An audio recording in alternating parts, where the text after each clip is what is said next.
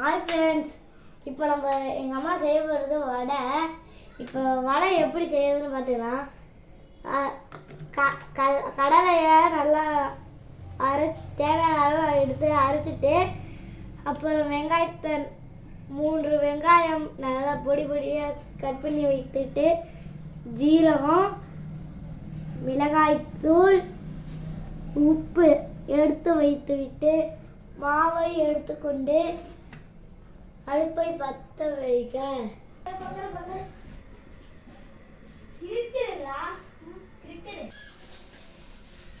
சட்டி நல்லா காஞ்சிருச்சு, நம்ம எண்ணெய் ஊற்றிக்கலாம்.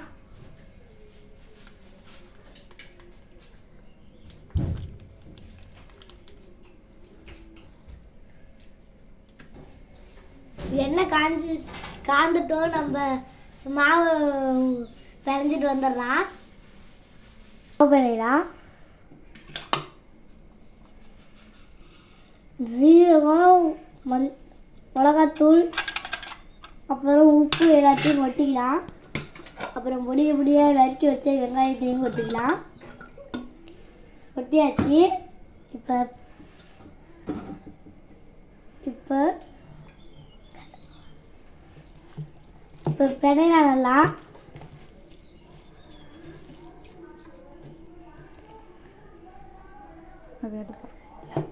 கடலைமாவு கொஞ்சம் கொட்டிக்கலாம்.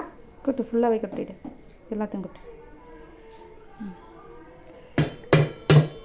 கொட்டியாச்சு.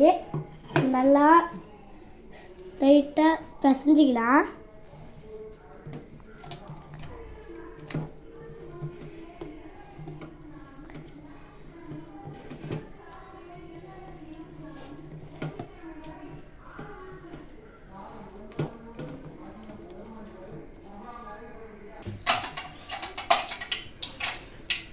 எண்ணெய் நல்லா காஞ்சிருச்சு.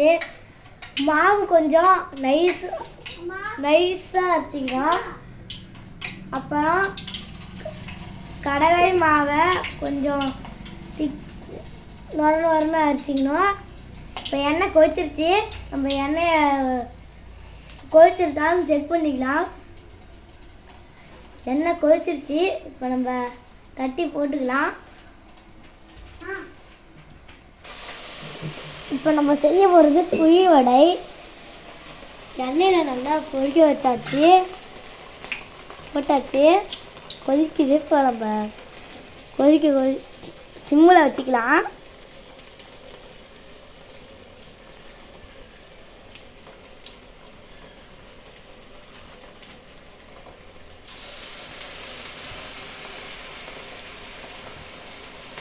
ஒரு வீட்டுக்கு 5 வடை இல்லைன்னா 6 வடை, பெருசாக இருந்ததுன்னா 5 வடை 7 வடை போட்டுக்கலாம். சின்னதாக இருந்ததுன்னா ஒரு 4 இல்லை 3 போட்டுக்கலாம்.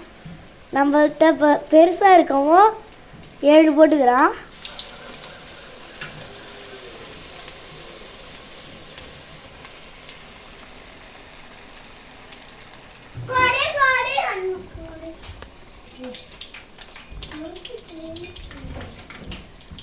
நல்லா வெந்துருச்சு. இப்போ நம்ம எடுத்துடலாம். ஒரு சைடு வெந்துருச்சு, ஒரு சைடு வேவல. திருப்பி போட்டு இன்னும் சத்த நேரம் கழிச்சு வந்து எடுத்து பார்க்கலாம்.